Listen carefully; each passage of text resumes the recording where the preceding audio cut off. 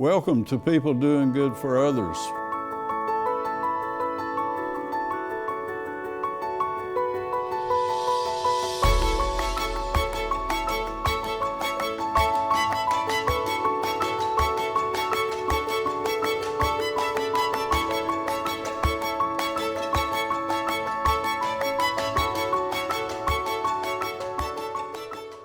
Good morning. This is People Doing Good for Others, and I'm Gary York. I want to thank you for being with us today, and I want to thank Wilkes Communications, Riverstreet Network, and WIFM Radio. Again, I'm grateful to have this opportunity, and my featured guest today is Dave Barricklow, a native of around Ann Arbor, Michigan, and came to this community in 2012 with his family. His wife, Bronlyn, and daughter, Elizabeth, and they own a fitness wellness center here and also Dom Bakery. And our special moments today will be talking about the ins and outs of being an entrepreneur, coming to a new community, starting some new businesses, and thank you again for being with us. So good morning to you, Dave Barricklow. Good morning, Gary. I thought a great way for us to start, and your mother's 97 and she's still on the farm. Yeah. Talk about growing up, if you will, and even your daddy driving the school bus. I just love that. Yeah, well, my dad, we had a dairy farm in southern Michigan, and milked Jersey cows. My dad was adamant about Jersey cows. Compared to Holsteins, you either had black and white or brown and white cows, yeah. And it was my dad loved it. He loved farming, and it just gets in your blood. And at that time, all of our neighbors had cows, 10, 15 cows, and so it was not uncommon for everybody to be milking their cows twice a day, 7 days a week. Twice a day. 7 days a week. Never not doing it. Right. You always were working all the time. Yeah. I think my dad, literally over 13, 14 years, probably had 5 days off where he didn't milk those cows. But, he never complained, and, that wasn't part of life. It was just, this is what you do, and he, like I said, he loved it. He died a couple years ago, and he was 97 and still living on the farm. And my mom still lives on the farm, and it's just emotionally attached to it, and they didn't want to leave. Yeah. So, and he was drove school bus. Yeah, I drove school bus for, I think, about 35 years. When I was little, he would. At that time, you brought the bus home with you. Right. So part of my job was to clean the bus out, sweep it out every day. Right. And then he would milk the cows, and then he would jump in the bus and go do his route, and then come back. Right. And then going back in at 4 in the afternoon and do it again. And most of the guys I think that did it at that time, I think he got paid $1.50 a trip. A trip. Wow. Dave Barricklow, you walked to school, and there were 3 in your graduating class. Share that with us. Well, it was elementary. We went to a one-room schoolhouse, and there were probably 15 kids at the school. And I had 2 sisters, and I have 3, but one of them was born a long time after we were around. And we walked to school. It was half a mile to the school, and I had in my class there were 2 girls and me through the 4th grade, and then we went to the big city, which is a little bitty town. Wow. Up the road. Had a great teacher. Matter of fact, her name was Miss Peterson, and she was a wonderful lady. Loved her. Dave, how did you, this decision to come to Wilkes County? Let's go there. Well, we have 4 kids, 3 boys and Elizabeth, our daughter, and all 4 of them ended up living in North Carolina at one time, and having our grandkids at the same time. So they were, and it was 12, 13 hours to Michigan, so they were not going to be coming with the kids, and so we made the decision to move down here to be near them, and it's been a good move. We've been here for almost 9 years, 8 Now, and a we're half going years. to talk about Don Bakery here in a moment, but your first experience, I think that's would be beneficial for us to know how you were taken by being involved in the bakery. Well, when I was in college, I started working it was actually a donut shop in the summertime in a resort area. And I had a lot of friends, guys who were my friends. We all worked there together, had a great time. Did that for 3 summers. And just learned how to do it. And we did it well. We did it well. Yeah, Way we to did. go. Yeah, the guy who owned it, he knew how to do it. And it was just donuts. It was no baking. And it was very high volume, just tons of donuts every day. And the guys liked it. The guy who bought the shop from my first shop that I had, that's where we were friends. And then I have a friend in Winston-Salem who has a bakery, and he worked there with me also. Wow. During that time. So made some good friends, and it was similar to farming.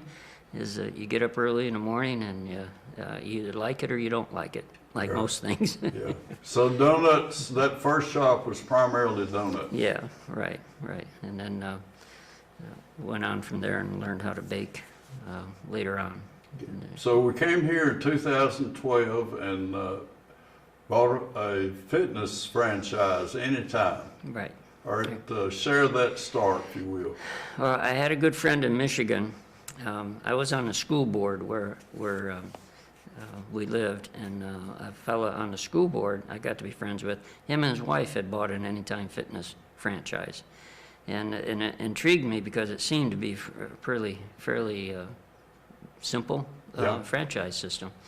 So I talked to him, and he said, yeah, it was working for him. And so when we came down here in 2012, we decided that we would open an Anytime Fitness franchise. So we bought the building over on D Street and opened it up. So before we came here, you were significantly involved in bakery.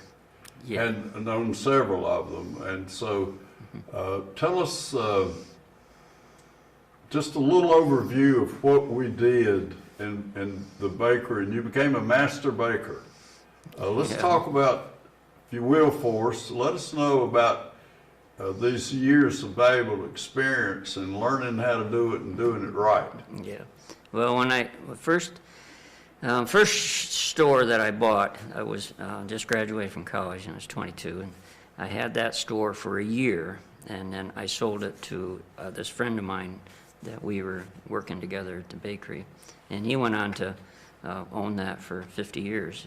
He just sold it about 3 years ago. But I sold that one, and then I went up to Ann Arbor and bought one that was closed, and started over again. And at that time, I was just doing donuts. But then I decided I would learn how to bake. So I put in an oven, just started teaching myself how to do it, and realized I really needed to be educated to do this, because it gets complicated.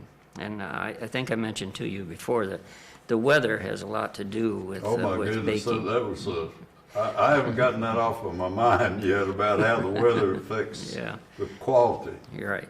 And in Michigan, there are extremes. It can be 90 degrees out, or it can be 10 below zero. And it has a significant effect on how things react.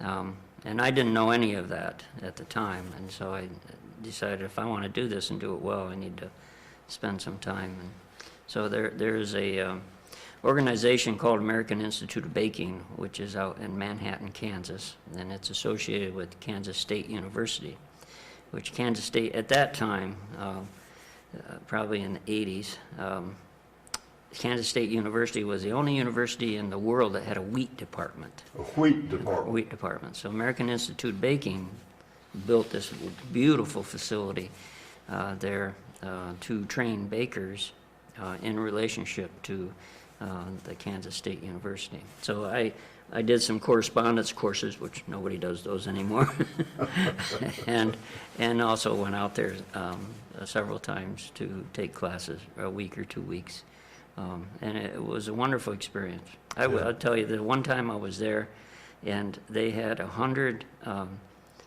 people from China that they were teaching to bake, and none of them spoke English. And his instructors were at their wits' end. Everything was done by hand signals. Yeah. It was interesting to watch. Oh, my goodness. So after fitness time and wanting to get back into to being that loving that you love to bake, don't you? You just love to do it. I do. It is very satisfying. It's just the creativity is endless. Creativity. You can just do just enormous amounts of things. If you were to visit 10 bakeries, I mean true retail bakeries, they would do things 10 different ways. No, nobody does it exactly the same. You do share ideas, and people are wonderful about doing that, but you still do it your way. You do it, the way that works for you. And so it is very, very creative and very satisfying, when it comes out right. It's not satisfying when it doesn't come out right. So the talent is controlling it. Controlling from the moment you start mixing, proofing, baking something off, and finishing it. You have to really be conscious of how it's reacting and what you're going to do with it next, and make it work. And all right, Dave, when did we open Don Bakery here? And I thought this would be a nice, that we could show this to our folks that are with us today. And here's your wife and daughter and Elena, who does the cakes. So I want you to tell us, how did this happen? Well, at one time I found a picture of this guy holding this cake up, and I was looking for some kind of logo or something to go with the bakery. Yeah. Yeah. And so I found this little picture, and I thought, that really looks kind of neat, and it was harmless. I mean, the little guy is just, I hope he doesn't offend anybody, with anything. And our whole family has red hair, so that was a plus to it. Yeah. But I had this fellow who came in the bakery every day, and he was actually a bodybuilder. He was just big guy, and we got to be friends. He sat at the counter, and we talked all the time, and for some reason, one day I had that picture, and I was kind of talking to him about what I wanted to do with it, and he said to me, "I can do that for you." And he drew this. And he drew it right there on a napkin. He did that, and then he took the little guy and he put him in a car, because we had a drive-up window. He put him in a car. Sure you can see this. Okay. And I'm sorry, but I do not remember the fellow's name.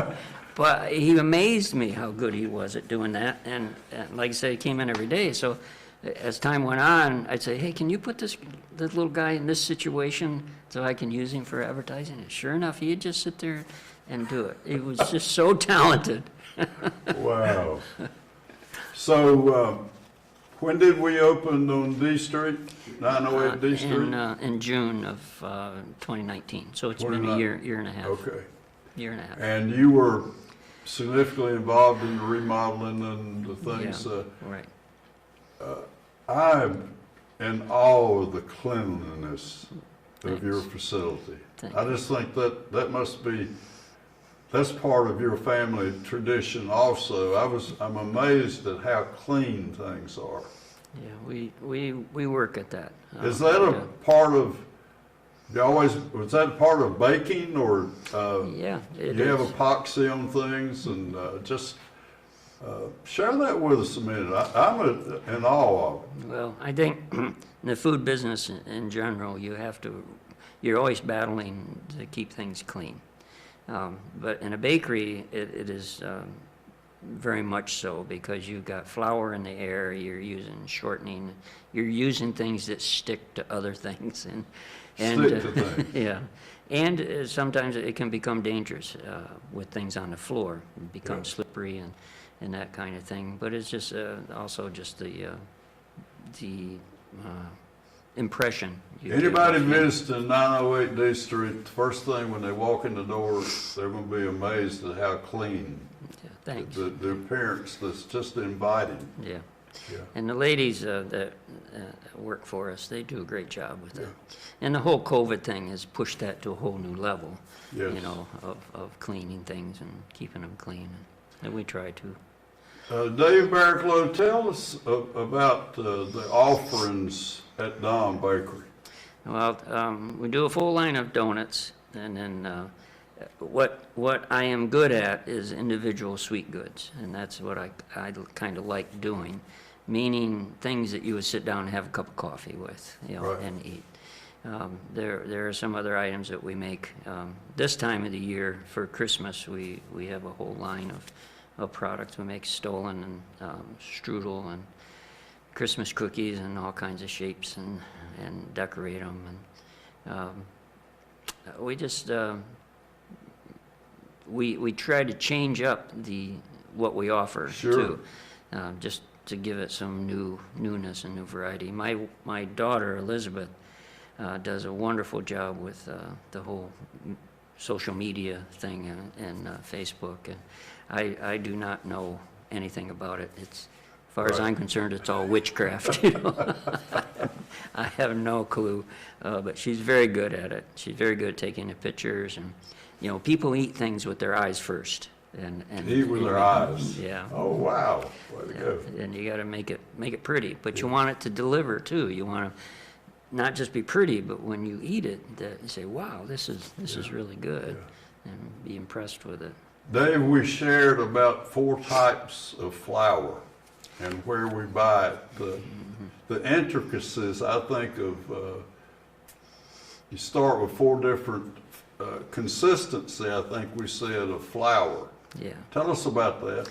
Actually, after we talked it, there's actually 5 that 5, we use. okay.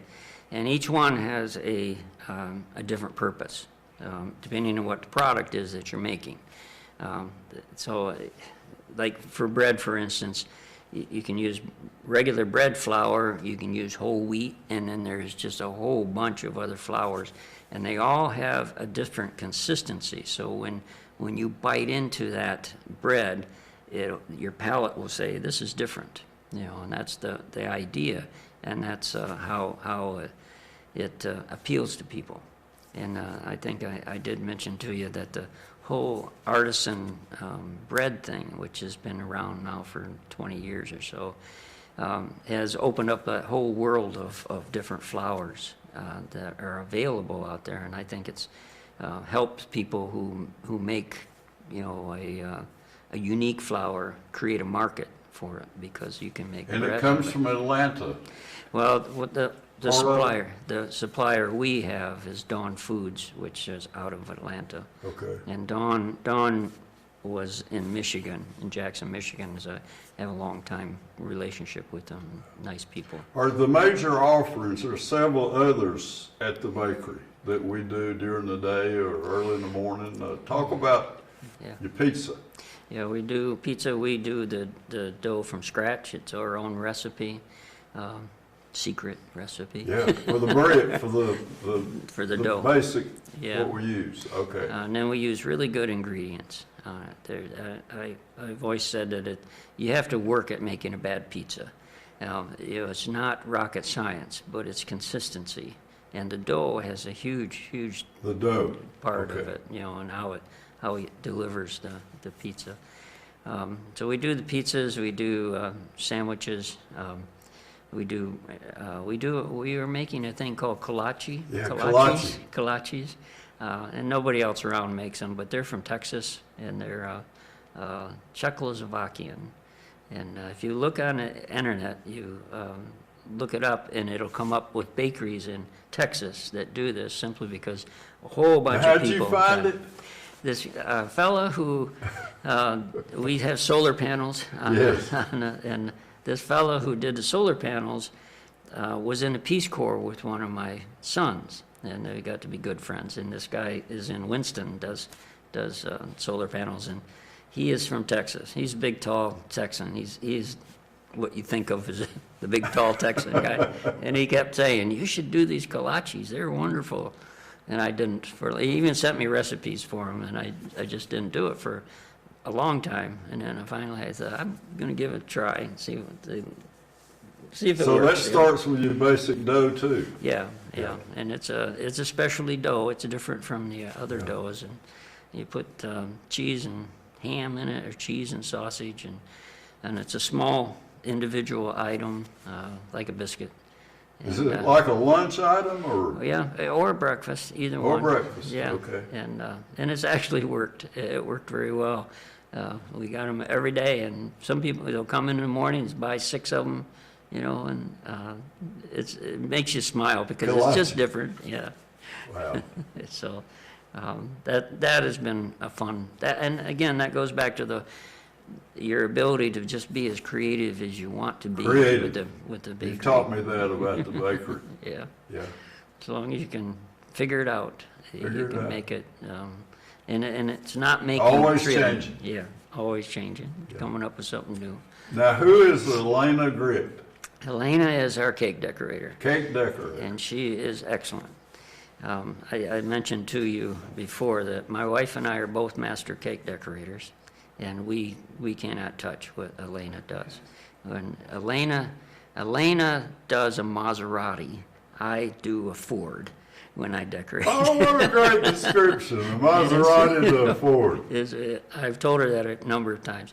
She is so creative and so really good and efficient and quick at what she does. She amazes me.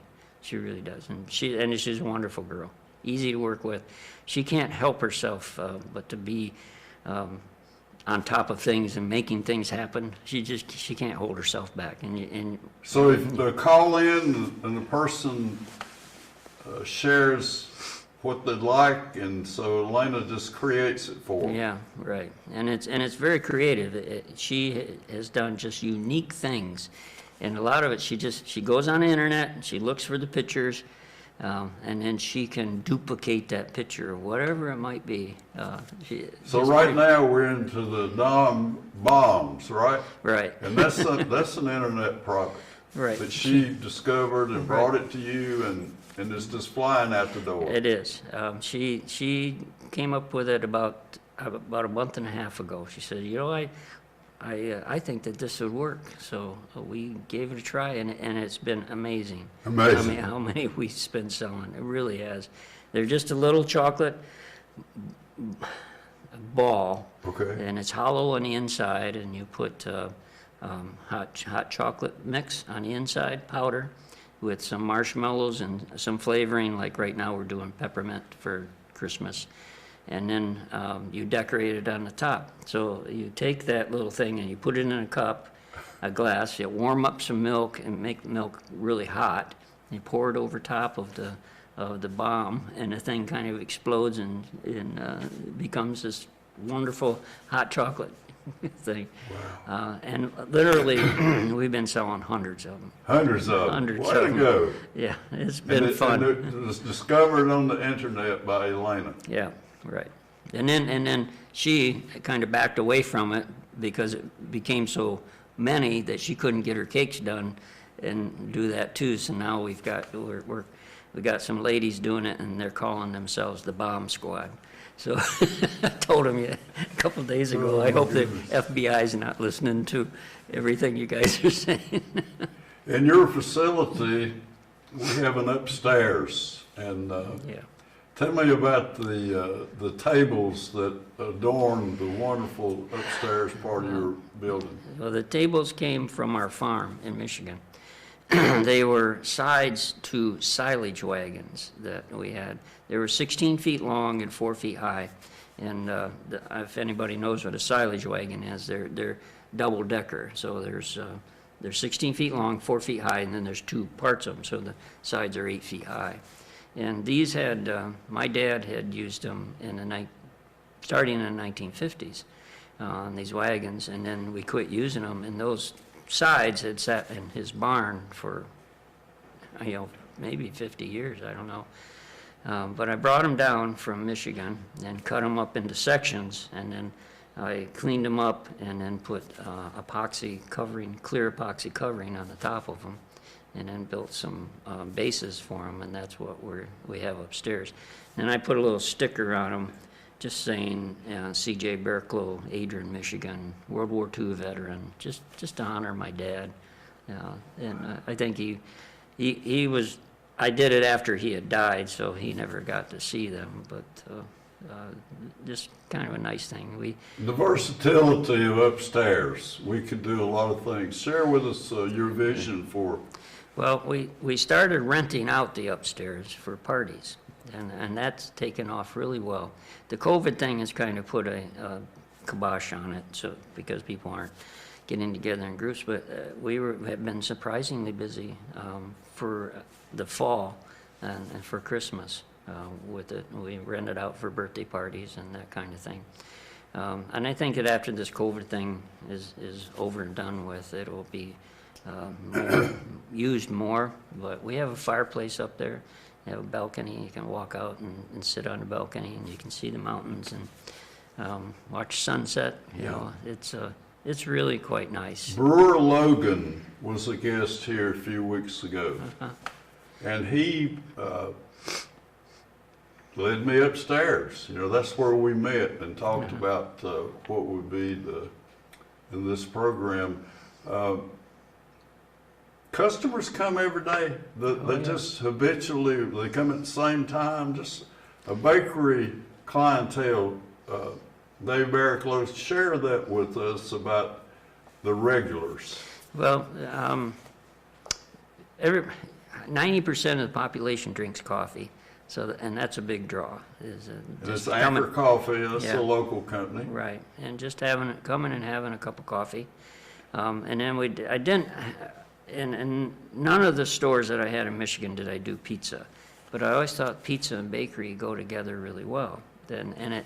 So we built the facility, the building, to do both, you know, for people who want to come just have a cup of coffee, meet somebody, sit and work on their computers and do whatever they want, but then also people who want to come and have pizza and a sandwich and spend more time there. And I think that it's been well received. We have a drive-up window, and that served us well during, the spring when we were shut down. Yeah. People, the bakery should be fun. It should be. You shouldn't be grumpy being in a bakery. You should be happy. I mean, it's a treat, and it's not. You shouldn't be eating it for.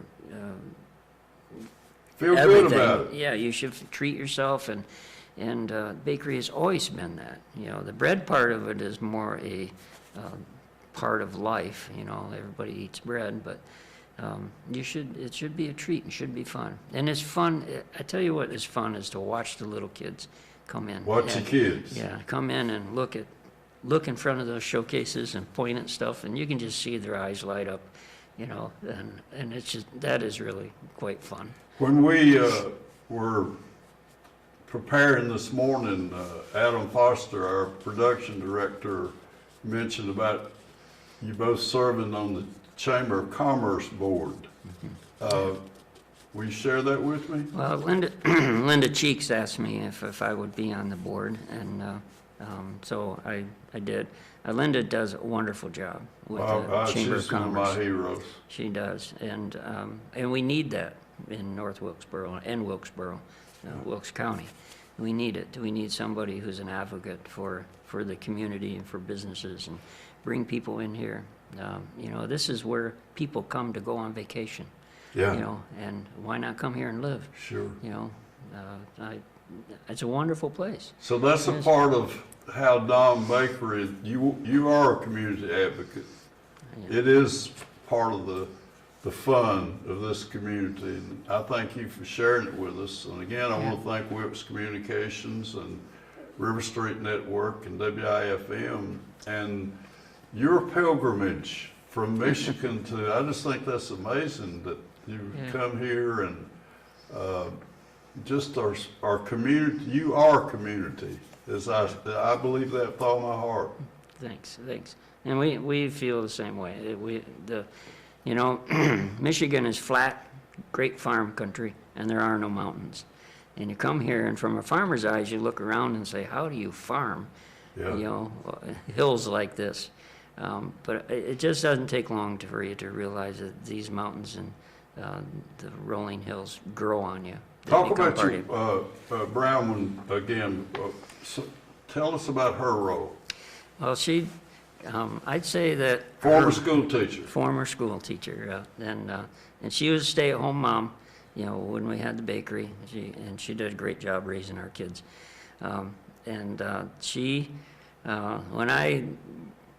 We did the bakery from the time in Michigan, from the time we got married. We did it for 25 years, I think, and it grew into this a 9-store chain. So it grew into something that was eating us up, and we decided to sell it, and it was a good thing. I mean, it was a complete life change when we sold it, because that's all we had done for all those years. So when we came down here and did the Anytime Fitness, it was really a wonderful way to meet people and be a part of the community, and we did not look at it that way when we came, but it was just a wonderful way to meet people, and we've made some wonderful friends at the And you're Anytime. wonderful people. Well, I see the connections, how people are just drawn to Don Bakery. Thanks. Thank you very much for being here. Thank you. I appreciate you and Good. appreciate what you guys do. David Barricklow and his family from Michigan came to Wilkes County and live here and are part of this community. And the Don Bakery is just a fascination for me, and I bet you'll say the same thing. So it's on 908 on D Street, and as he said, it's meant to be fun. Bakery is about being fun, and it's a ministry. I'm Gary York, and thank you for being part of People Doing Good for Others, and I'll see you next time. Thank you very much.